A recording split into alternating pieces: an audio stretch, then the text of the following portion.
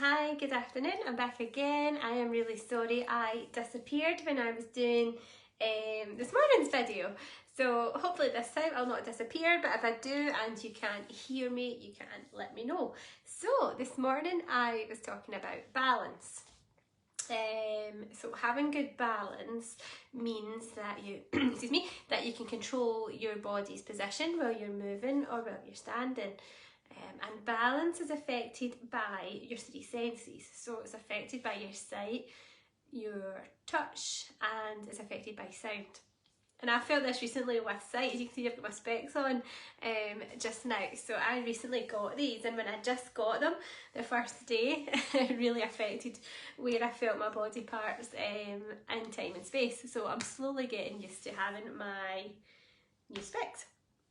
Anyway, but it does, my balance was really knocked off when I first got them. So it just goes to show how much your balance is affected by sight, touch, and sound. So what happens is your senses send the information about your surroundings to your brain via your nervous system. And this lets your brain know where you are. Wait, my specs off actually. This lets your brain know where you are in time and space. So this is called proprioception. Your brain then processes this information. It then sends information back via your nervous system to your muscles. And then your muscles will contract or relax depending on what's happening, and that lets us, that makes us function. So yeah, it's really interesting. You will use 300 muscles just to stand still. So even just standing still, your muscles are working. And it's really important because as we age, what happens is our sensory motor control system reduces and it increases the risk of falls. And falls are not good, especially as we get older. We're at increased risk of osteoporosis. We'll just put ourselves at risk of fractures, and fractures can be deadly in the elderly person.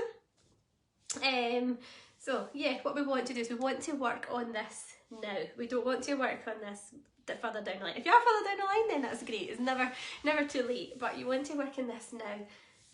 And balance is also really good for a thing called bone loading. So bone loading happens when we want to build the bone loading cells. So as we age, we're at increased risk of osteoporosis, and what happens is bone building cells diminish. We end up with things like osteopenia, osteoporosis, and again that's not good because we can be increased risk of fractures. So by doing stuff like standing on one leg actually loads the bones. So really, really beneficial to do lots of balance work. So I'll run through some with you. Okay. I'll just make sure you can see me. Okay. So our first one, what we want to do if we're doing balance work is make sure that we're safe. Okay, so always check your surroundings, always make sure you feel well lit. I don't want anyone tripping. Okay, we can use things like chairs to help us, okay, but make sure if whatever you're using to help you, if it's a chair, you don't want to have your chair that's too low and it increases the risk of you tipping. Okay, so only use a chair if it will keep your upper body nice and straight. Alternatively, you could use a wall. So you want to have your hands about 1 meter's distance. So that's quite awkward. I should put my screen the other way. You want to have a kind of meter's distance. So you want to have this kind of distance from the wall. Okay, our first exercise, really simple, is standing nice and tall. Just some simple circling of the ankles. And again, you can use your chair or you can just float your arms if you want to make it a bit more difficult. What we don't want is wobbling. Okay, so if you feel you're wobbling, use something for support. And then switching over, keeping this upper body nice and tall. And you can do this anywhere. Okay, so you can do this if you're standing in the kitchen, make a cup of tea. I always teach my classes to do it when they're brushing their teeth. Okay, so if you're brushing your teeth, hold on to the kitchen sink, bring one leg up, and brush your teeth. 60 seconds. Holding on to the kitchen sink. If you don't need to hold on to the bathroom sink or kitchen sink, wherever you brush your teeth in, don't hold on. Okay, but make sure you're safe. And then switching over, brushing these teeth. Can you use, so I'm right-handed, I will use my right hand. Can you switch it and use your left hand to brush your teeth? I'm not so sure your teeth will get as good a brush. Okay, but what we're doing when we're doing these things is we're confusing the nervous system. Use different hands for doing different things. If you're used to doing your right, use your left. Get your nervous system working.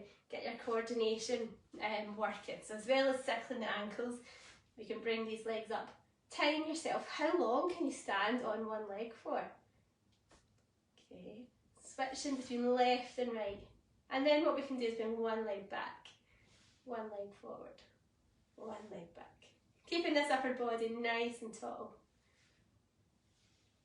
And then switching over. One leg forward, one leg back. And these are great things to work on. Really simple, but really, really effective.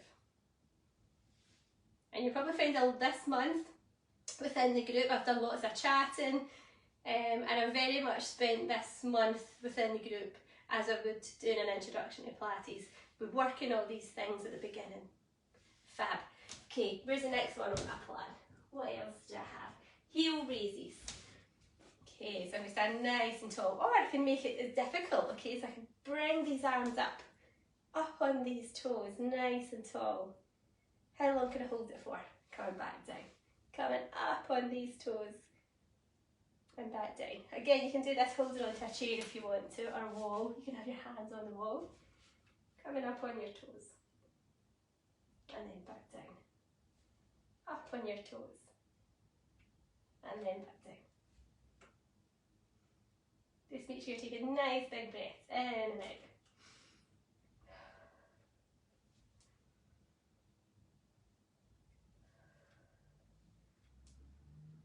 And we can also work on, I'm going to give us one that's quite difficult. Okay, so I'm going to have my feet just nice and hip distance apart, and I'm going to bring one foot just further behind. Okay, and I'm going to tap it, back, tap, back. And this one is quite hard. Okay, so you're probably thinking to begin with, yeah, that's all right. But you'll soon start to feel this stabilising the leg getting a bit burny. You'll start to feel this glute working. We're building strength in this abductor muscle. We're keeping our body nice and straight. And if you start to feel a bit burny, good, we can just keep going for a couple more. And we can switch over. Bringing my feet together, bringing my foot behind, and then tapping it out. And you might feel inclined to lean forward to make sure we're standing nice and tall. Nice big breaths in and out. Make sure we're sending loads of oxygen to our muscles. And I've done this quite a few times teaching today, so my legs are already quite burning. You feel those glutes working. Fab. Well done. Give that a bit of a shake. Good, okay. Next exercise, I've got a ball. Okay, this is a Pilates soft ball, but a football is just, that'll do the job. And you pop it on the floor. Football might be better, this is quite soft. And again, you can use your chair and a wall for a bit of support. Or you can float these arms.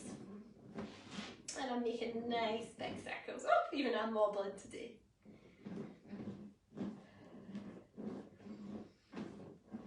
And we can get these hips moving. We get our knees moving, our ankle joints moving. And then switching over. Again, always make sure you're safe. Okay, if you're wobbling it about, just stop and take it back. So if you can't do this, don't worry, okay? Because what I don't want people is doing these and wobbling, okay? So if you're here and you're feeling wobbly, take it back to the very first exercise. Holding onto your chair or your wall and doing your ankle circles. Okay, and work on it. It takes a while to develop good balance. So work in your ankle circles, work on just standing on one leg and then progressing to here. Tap. Next exercise I've got for you. I'm going to use I've got an exercise band. But you can use anything. You could use a tie or a bit of string, whatever you fancy. Okay, and I'm going to walk along it, and I'm not looking at it. And then when I get along, I'm going to walk backwards. And as adults, walking backwards is no easy task. Just make sure nothing's behind you. I don't want anyone falling. And if walking backwards not on the plan, if it feels too difficult or too scary, just leave it out. Just walk forward. Or we can have our hands on our heads, whatever you prefer.